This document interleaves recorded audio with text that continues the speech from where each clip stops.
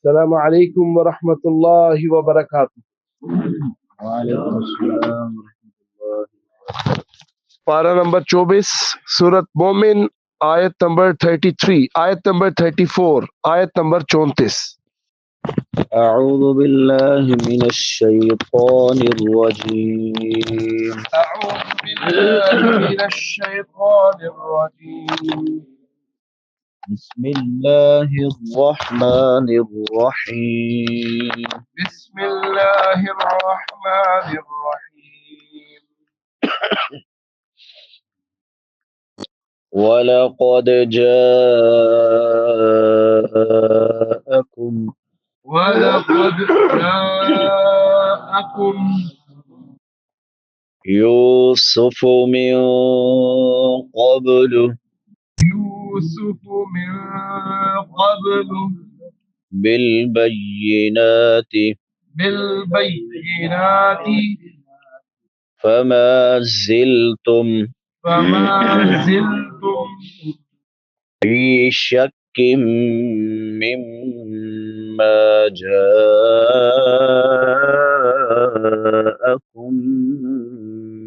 बिह फी शक्किन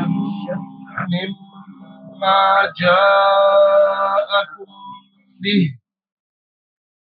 हत्ता इज़ा हलक हत्ता इज़ा हलक قلتم لن يبعث الله قلتم لن يبعث الله من بعده رسولا من بعده رسولا كذلك يضل الله كذلك يضل الله من هو مسرف مرتاب من هو مسرف مرتاب.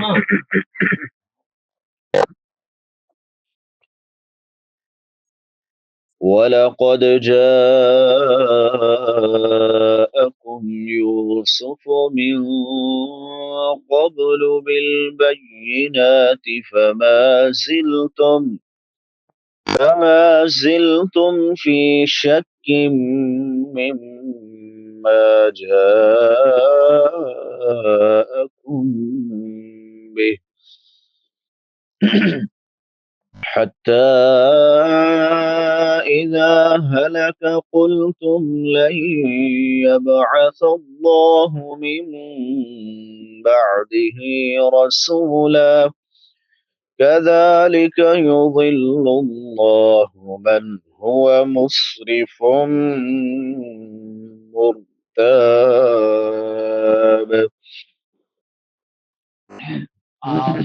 جزاك أعوذ بالله من الشيطان الرجيم. ولقد جاءكم يوسف من قبل بالبينات فما زلتم في شك. ولقد جاءكم يوسف من قبل بالبينات فما زلتم في شك مما جاءكم به حتى إذا هلك قلتم لن يبعث الله من بعده رسولا كذلك يذل الله من هو مسرف مرتاب. जज़ाकल्लाह बारकल्लाह। यूसुफ़ा पढ़ा था। वलक़द और अलबत्ता तहकीक जाअकुम यूसुफ आए तुम्हारे पास यूसुफ मिन क़ब्ल इससे पहले बिल बय्यिनात वाज़े दलाइल के साथ फमा ज़िलतुम फी शक्किन तो तुम उसके बारे में शक ही में पड़े रहे मिम्मा जाअकुम बिह जो वो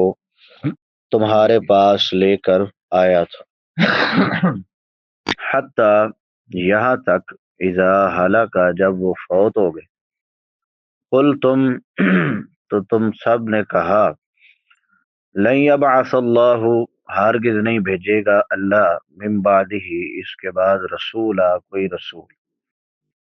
کذالک اسی طرح یضل اللہ اللہ گمراہ کرتا ہے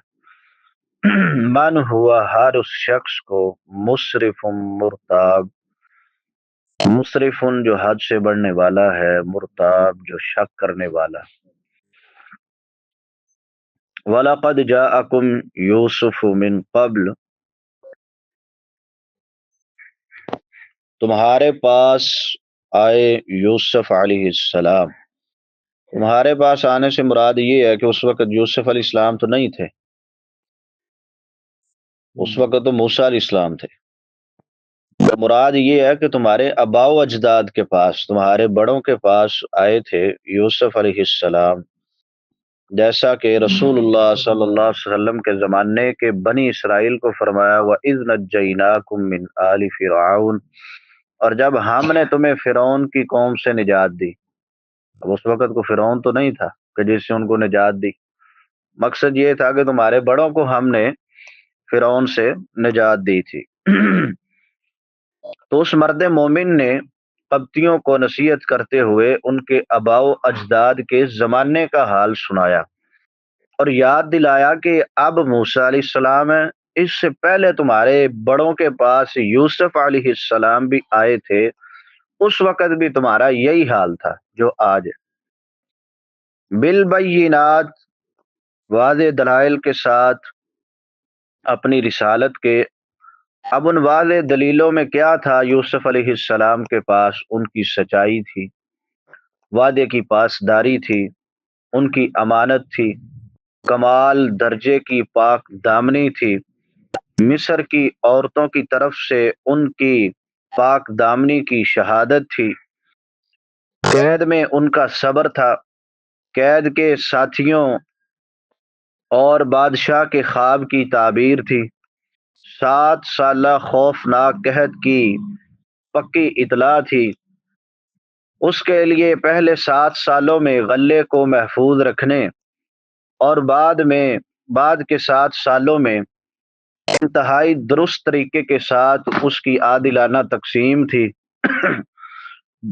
اور اسی طرح بے مثال عدل و انصاف اور موقع ملنے پر قید کے ساتھیوں کو ناقابل تردید دلائل کے ساتھ توحید کی دعوت تھی، اور تہمت کی صفائی تک قید سے نہ نکلنا تھا، اور بھی دیگر بہت سی چیزیں شامل ہیں جن سے ان کا اللہ تعالیٰ کا برگزیدہ رسول ہونا ثابت ہوتا تھا کہ یہ اللہ کے برگزیدہ رسول ہے۔ فما زلتم فی شک مما جاءکم بہ، یعنی اس سے پہلے یوسف علیہ السلام جب مصر میں آئے تھے تو غلام تھے جنہیں عزیز مصر نے بیٹا بنا لیا، پھر بعد میں انتہائی سخت آزمائشوں اور امتحانوں کے بعد اللہ نے انہیں حکومت دی، اور حکومت کے ساتھ ساتھ اللہ نے رسالت سے بھی ان کو سرفراز کیا، تو انہیں نبوت اور رسالت کے ثبوت کے کئی دلائل اور معجزے عطا فرمائے۔ تم ان پر ایمان لائے مگر شک کے ساتھ، تمہارا ان پر ایمان ایسا ہی تھا جیسا کسی فقیر کا دولت مند پر ہوتا ہے یا کسی کمزور کا طاقتور پر ہوتا ہے، یعنی اس میں یقین کی قوت نہیں تھی بلکہ تمہیں ان کی رسالت میں شک ہی رہا۔ حتی اذا ہلاک قلتم لن یبعث اللہ من بعدہ رسولا، ان کی زندگی میں تمہیں ان کی لائی ہوئی شریعت پر شک رہا، مگر جب وہ فوت ہوئے تو تم ان کی تعریف میں اس حد تک بڑھ گئے کہ تم نے کہا کہ اب ان کے بعد اللہ تعالیٰ کوئی رسول بھیجے گا ہی نہیں، بھائی ان جیسی شان والا رسول اب کہاں آئے گا، یہ کہہ کہ تم نے رسولوں کے آنے کا ہی انکار کر دیا، یا ان کی بے قدری کی انتہا کہ ان کی نبوت پر مسلسل شک کرتے رہے، یا ان کی تعریف کی انتہا کہ ان کے بعد کسی کو رسول ماننے کے لیے تیار ہی نہیں ہو۔ تو اس سے پہلے یوسف علیہ السلام کے ساتھ بھی تم نے یہی معاملہ کیا، دیکھنا کہیں اب موسیٰ علیہ السلام کے ساتھ یہ معاملہ نہ کرنا کہ جیتے جی اب وہ زندہ ہے تمہارے پر اور تم ان پر ایمان نہیں لا رہے ہو، اور مرنے کے بعد تم انہیں حد سے بڑھا دو، ان کی شان میں غلوم کرو، ایسا معاملہ نہ کرنا۔ شاہ عبد القادر رحمۃ اللہ علیہ لکھتے ہیں کہ حضرت یوسف علیہ السلام کی زندگی میں جب وہ مصر والے قائل نہ ہوئے تو ان کی موت کے بعد جب سلطنت کا بندوبست بگڑ گیا، سارا نظام خراب ہو گیا، تو کہنے لگے کہ یوسف کا قدم اس شہر پر بڑا مبارک تھا، یعنی وہ بڑا برکت والا تھا، اب اس جیسا اور کوئی نبی نہیں آئے گا جس قدر برکت والا یوسف علیہ السلام تھا۔ تو مرد مومن کا مطلب یہ تھا ان کو مثال دینے کا یوسف علیہ السلام کی، کہ نعمت جب زوال پذیر ہو جاتی ہے، انسان سے چھن جاتی ہے، پھر انسان کو اس نعمت کی قدر ہوتی ہے۔ تو دیکھو جیسے یوسف علیہ السلام چلے گئے تھے اور تمہیں بعد میں احساس ہوا تھا، تو اب پھر اللہ نے تمہارے پاس ایک رسول بھیجا ہے، اب اس کی قدر کر لو، کی طرح بعد میں نہ اپنے اباء و اجداد کی طرح بعد میں پچھتاتے رہنا کہ ہم ایمان لے آتے یا اس کی قدر کر لیتے، تو وہ نہ ہو کہ موسیٰ علیہ السلام بھی تمہارے پاس سے چلے جائیں اور پھر بعد میں تم پچھتاتے پھر۔ کذالک یضل اللہ من ہوا مسرف مرتاب اللہ تعالیٰ گمراہی میں انہی لوگوں کو مبتلا کرتا ہے جن میں تین صفات پائی جاتی ہیں۔ ایک مسرفن، یعنی جو اپنی بد اعمالیاں، اللہ کی نافرمانی اور کبر میں اور غرور میں حد سے بڑھنے والے ہیں، اور دوسری صرف مرتاب، یعنی اللہ کی آیات، اس کی رسول کی کہی ہوئی باتوں میں شک کرنے والے، اور تیسری صفت اگلی آیت میں انشاءاللہ کل پڑھیں گے۔ اللہ تعالیٰ ایسے لوگوں کو گمراہ کرتے ہیں۔ اللہ حق بات کو پڑھنے، سمجھنے، اس پر عمل کرنے اور اس کو آگے پھیلانے کی توفیق عطا فرمائے۔ وآخر دعوانا ان الحمد للہ رب العالمین۔